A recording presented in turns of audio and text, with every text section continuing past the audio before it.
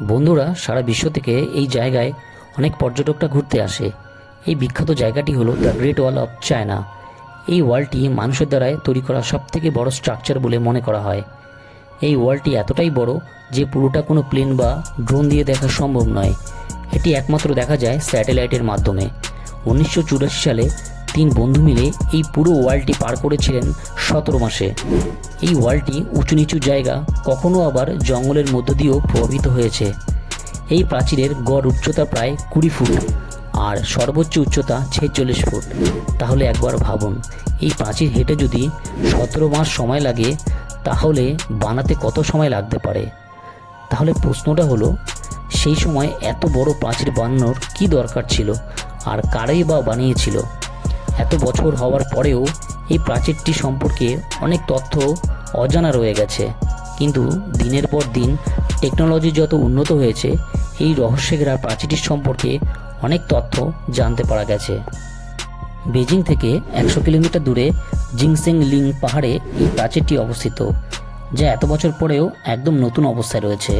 Satellite থেকে পাওয়া তথ্য অনুযায়ী এই পাহাড়ের উপর দিয়ে যাওয়া প্রাচীরটি প্রত্যেক 100 ফিট পর একটি ওয়াচ টাওয়ার দেখা যায়। এই টাওয়ারটির মধ্যে কমপক্ষে 50 জন থাকতে পারে। এই পুরো ওয়ালটিতে 25,000 ওয়াচ টাওয়ার আছে, যা মিং ডাইনাস্টি চায়নাতে রাজত্ব করার সময় বানানো হয়েছিল। এই প্রাচীরটি আজ থেকে প্রায় 650 বছর পুরনো।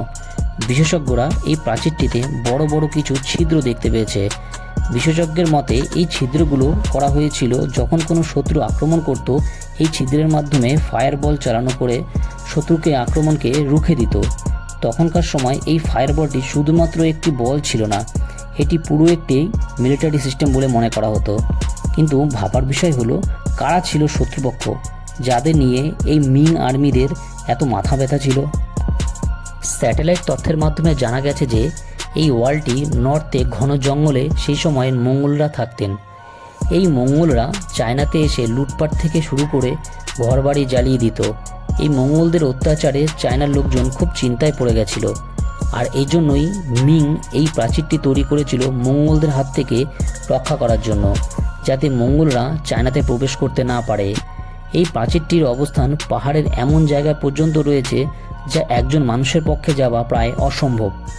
বিশেষজ্ঞরা এটা ভেবে অবাক হচ্ছে যে যেখানে একজন মানুষের পক্ষে যাওয়া প্রায় অসম্ভব, সেখানে এত বড় বড় পাথর নিয়ে গিয়ে কিভাবে এই প্রাচীরটি বানাতে সক্ষম হলো। এটা জানার জন্য ড্রোনের সাহায্য নিয়ে প্রাচীরটির ফটো তোলা হয়েছিল। এরপর পুরো প্রাচীরটি 3D মডেল বানানো হয়েছিল। 3D মডেল ফুটেজ বানানোর পর বিশেষজ্ঞরা অবাক হয়ে গেছিল ওয়ালটির গায়ে সিক্রেট দরজা দেখে। বুঝতে পারা যায় এই সিক্রেট দরজাটি বানানো হয়েছিল কোনো বড় মিশনের জন্য।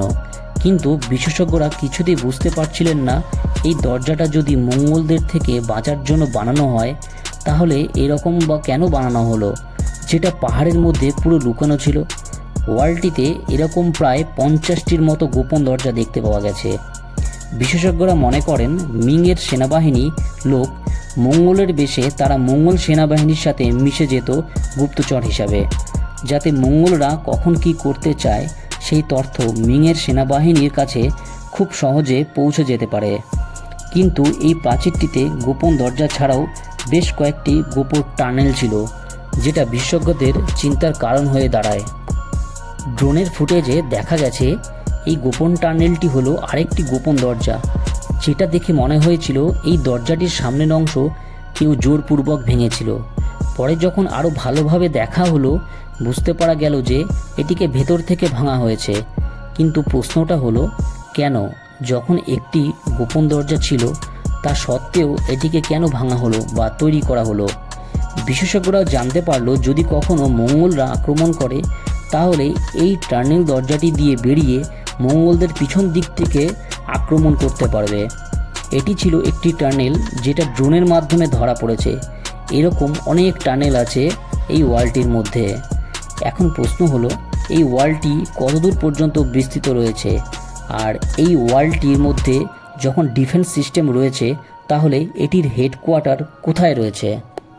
বিশেষজ্ঞরা ড্রোনের মাধ্যমে যখন ট্র্যাক করলো, তখন দেখলো যে এই ওয়ালটি ইস্টার্ন চায়নার উঁচু পাহাড় থেকে শুরু করে চীনের গোবি ডেজার্ট পর্যন্ত বিরাজমান।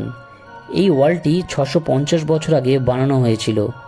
এই ওয়ালটি কতটুকু তা জেনে আপনিও অবাক হবেন। এই ওয়ালটি 8850 কিলোমিটার পর্যন্ত। এটার দূরত্ব এতটাই যা দিল্লি থেকে মুম্বাই পর্যন্ত পুরো 7 বার চক্কর লাগানো যাবে। The great wall of China একটি অংশ সমুদ্রে শেষ হয়, আরেকটি অংশ গোবি ডেজার্টে, যেখানে একটি বড় কেল্লা রয়েছে। বিশেষজ্ঞদের মতে এই কেল্লাটি ওয়াচ টাওয়ার থেকেও অনেকটাই বড়। মনে করা হচ্ছে এটাই মিং আর্মিদের হেডকোয়ার্টার। বিশেষজ্ঞরা এতদিন মনে করেছিলেন এই ওয়ালটি গোবি ডেজার্টে শেষ হয়ে যায়, কিন্তু এরপরে স্যাটেলাইটের মাধ্যমে যে তথ্য পাওয়া যায় তাতে বিশেষজ্ঞরা বেশ অবাক হয়ে গেছে। স্যাটেলাইটের ছবি থেকে জানতে পারা গেছে একটি ভাঙা দেওয়াল যেটা অনেকটাই বিস্তৃত হয়েছে, যেটা the great wall of China থেকেও অনেকটাই পুরনো, আর সময়ের সাথে সাথে এটা অনেকটাই ভগ্নাংশে পরিণত হয়েছে। বিশেষজ্ঞরা রিসার্চের মাধ্যমে বুঝতে পারলো যে মিংদের বানানো ওয়াল থেকেও এটা ছিল আরও পুরনো। বিশেষজ্ঞরা এই ভাঙা ওয়ালটির পাশ থেকে কিছু অ্যারো হেডস পেয়েছেন। এইগুলো ঠিক কতটা পুরনো জানার জন্য কার্বোরেটিং করা হয়। যখন এইগুলোকে ল্যাবে নিয়ে যাওয়া হয় তাতে যা তথ্য বেরিয়ে আসে সেটা ছিল অবাক করার মতো। বোঝা গেল এইগুলো 2200 বছরের পুরনো, মানে মিংদের থেকেও 1500 বছর পুরনো। সেই সময় না ছিল মিংদের রাজত্ব, না ছিল মঙ্গলদের রাজত্ব। তাহলে প্রশ্নটা হলো, সেই সময় কারা এটাকে বানিয়েছিল বা কেনই বানানো হয়েছিল? এরপর বিশেষজ্ঞরা রিসার্চের মাধ্যমে পুরনো ওয়ালটিতে একটি কাঠের টুকরো পেল। টুকরোগুলোতে চাইনিজ ভাষায় কিছু লেখা ছিল।